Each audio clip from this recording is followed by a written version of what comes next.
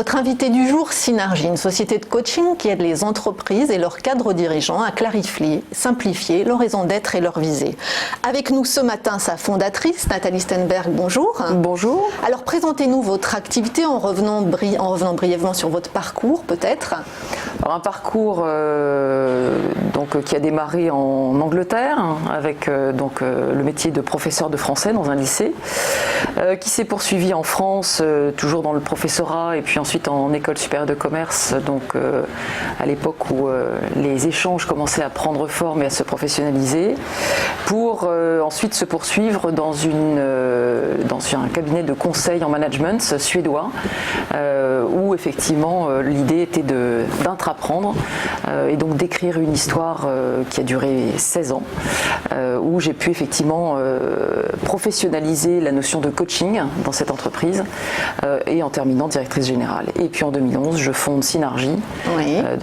Avec pour objectif effectivement de recréer du sens au travail, de rendre les entreprises plus agiles en clarifiant quelque chose qui est important pour moi, c'est-à-dire la raison d'être et l'ambition, ou ce qu'on appelle aussi la visée. Voilà. Et alors, quelle est la taille du marché du coaching aujourd'hui et ses enjeux? Parce qu'on a vu que ça s'est beaucoup développé ces dernières années. Effectivement, ça s'est énormément développé. C'est un marché, en fait, suite à une étude de l'Institut, de l'ICF, en fait, International Coaching Federation, qui date maintenant de 2017. En fait, le coaching serait un marché de 2,5 milliards au niveau mondial. C'est une étude qui a été faite sur ce sujet et qui serait en progression de 19%. Et notamment, la plus grosse progression se trouve bien évidemment aux États-Unis. Aux États-Unis. Mais voilà. l'Europe est... Alors l'Europe progresse aussi. On est sur une progression en Europe de 8%, Europe de l'Ouest, et 1,4% en Europe de l'Est. C'est effectivement en progression, mais pas autant qu'aux États-Unis. Ça reste un marché très porteur. Très porteur. Alors, qui sont vos clients? Ce sont essentiellement des entreprises?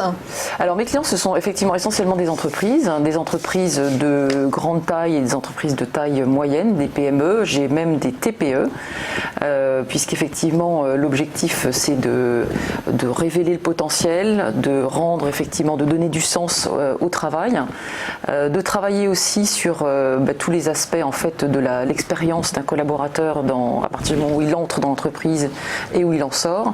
Et un collaborateur en fait qui fonctionne bien est un collaborateur qui est dans une organisation qui fonctionne bien et dans une entreprise qui a trouvé sa place sur son marché. Alors c'est à ça que ça consiste. En quoi ça consiste exactement le coaching. De coacher une entreprise et son dirigeant? Sur quoi travaille-t-on en particulier? Alors en fait, on peut travailler sur beaucoup de choses. On peut travailler sur l'organisation elle-même, on peut travailler sur les équipes, on peut travailler sur l'individu et on peut travailler sur les relations. Et en fait, la spécificité de Synergy et la mienne en particulier, c'est d'avoir cette amplitude d'intervention en fait, et de pouvoir travailler autant au niveau individuel, donc une personne, et de la repositionner en fait dans son cadre, de lui trouver, de faire en sorte qu'elle trouve sa place, qu'elle libère son potentiel, que d'une équipe qui est aussi un être collectif et qui doit aussi pouvoir libérer son potentiel, ce qu'on appelle la dynamique des équipes, et de l'entreprise qui doit libérer son potentiel aussi en trouvant sa place sur son marché. D'où l'importance de comprendre aussi à quoi elle sert et de comprendre ce qu'elle vise et l'impact qu'elle veut avoir sur son marché. Voilà. Justement, est-ce que vous pouvez nous citer un ou deux exemples concrets de vos missions pour qu'on se rende bien compte de l'étendue de la tâche? Oui. Alors, je vais vous parler d'une mission très récente sur une TPE qui est en province, qui est un courtier en grains. Qui a décidé en fait de rendre finalement la vie des agriculteurs possible en instaurant la notion de circuit court et en permettant aussi la vente de leurs grains en fait à un prix raisonnable. Donc là, l'objectif de la mission, c'était en fait de travailler sur la croissance exponentielle de cette entreprise en professionnalisant l'entreprise elle-même, ce qui a supposé plusieurs choses. D'abord de coacher les dirigeants, donc j'ai démarré par le coaching des dirigeants et ensuite j'ai continué par le coaching de l'ensemble des collaborateurs pour, on va dire, nettoyer entre guillemets un certain nombre de croyances qui permettaient à qui ne permettaient pas à ces personnes justement de progresser et de mieux travailler ensemble. Donc là, justement, ce qu'on voit là, c'est très intéressant parce que l'idée c'était ça. Il y avait des silos et effectivement, l'idée c'était de descendre la décision, la responsabilité de la décision au niveau de toute l'entreprise, mais en même temps que chacun trouve son territoire. Et donc le coaching a été individuel, d'équipe et organisationnel. Voilà. Et un autre exemple, par exemple, je sais pas, dans une grande société. Alors, dans une grande entreprise, donc chez un industriel, donc le numéro 2 d'une structure de production, la personne en fait est coachée, est présentée comme un très haut potentiel et doit incarner le nouveau style de management de cette entreprise. Sauf que cette personne a vécu des choses difficiles au sein de l'entreprise et a du mal en fait à se positionner et a ce qu'on appelle le syndrome de l'imposteur. Et donc l'idée est de le sortir de ce syndrome et de faire en sorte que sans se compromettre, il apprenne à faire des compromis et qu'il apprenne effectivement à se positionner vis-à-vis de sa direction générale qui est très impressionnante tout en restant lui-même. Donc le coaching, c'est ça en fait, cette séance pour arriver à ça. Et alors au regard de ces différentes expériences, est-ce que vous avez le sentiment, puisqu'on est sur TV Finance, que le monde de la finance est prêt à être coaché ? C'est une excellente question. C'est une excellente question. Alors j'ai coaché des services financiers, j'ai coaché des DAF. Je pense que si la finance accepte de se faire coacher, ça peut être extrêmement intéressant parce qu'effectivement ça peut permettre aux entreprises finalement que chacun retrouve sa bonne place. Puisque le coaching pour moi c'est ça en fait, c'est que chacun trouve sa place, que les organisations trouvent leur place. Ça pourrait être intéressant, je pense qu'elle est prête à ça, puisque l'environnement en fait la pousse à ça aujourd'hui. Et alors combien de temps durent en moyenne vos missions et quels sont les tarifs ? Alors mes missions durent entre 2 heures et 2 ans. Oui. Donc l'amplitude est vaste, tout dépend de la problématique.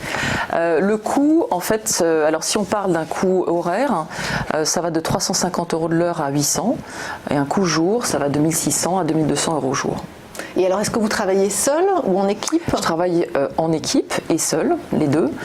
J'ai une équipe en fait qui assure une certaine complémentarité puisqu'il y a des experts, des coachs systémiques comme moi, des coachs appréciatifs comme moi, et donc je suis la seule à combiner en fait le coaching systémique appréciatif et à utiliser effectivement l'ensemble de ces techniques en les combinant.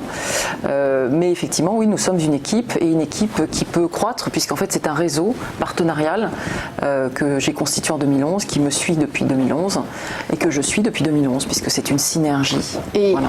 et on voit, c'est un marché évidemment, vous l'avez dit, qui vraiment est en forte croissance. On voit beaucoup de coachs maintenant se mettre à leur compte. Qu'est-ce qui vous différencie de vos concurrents ? Je crois que ce qui me différencie de mes concurrents, c'est l'amplitude d'intervention. J'en discutais avec une cliente hier justement, c'est l'amplitude, la capacité en fait à coacher une personne seule, jusqu'à la capacité à coacher une organisation et la dimension stratégique que je peux avoir et notamment cette attitude que j'ai à clarifier la mission et l'ambition et à la rendre extrêmement simple. Et alors, pour revenir à Synergie, quelles sont les prochaines étapes de développement de l'entreprise ? Alors, les prochaines étapes, elles sont en cours. Donc, c'est d'amener en fait le digital au niveau de l'offre. Et donc, un partenariat est en cours avec un confrère qui s'intéresse à la santé dans le travail. Et donc là, je travaille ardemment sur le sujet. Et puis, comment dirais-je, l'extension en fait du réseau partenarial au travers de ce partenariat qui va permettre justement de vraiment aller et de connecter, parce que je pense que c'est vraiment l'enjeu du coaching, de connecter le coaching à la santé dans le travail. La santé dans le travail. Oui. Et juste, vous êtes plutôt axé sur les PME ou sur les grands groupes aujourd'hui, ou sur les deux ? Les deux. Les deux. Ouais, vraiment, c'est important. L'équilibre est super important. Ouais. L'équilibre est très important. Merci beaucoup, Nathalie Stenberg. Je le rappelle, vous êtes fondatrice de Synergie.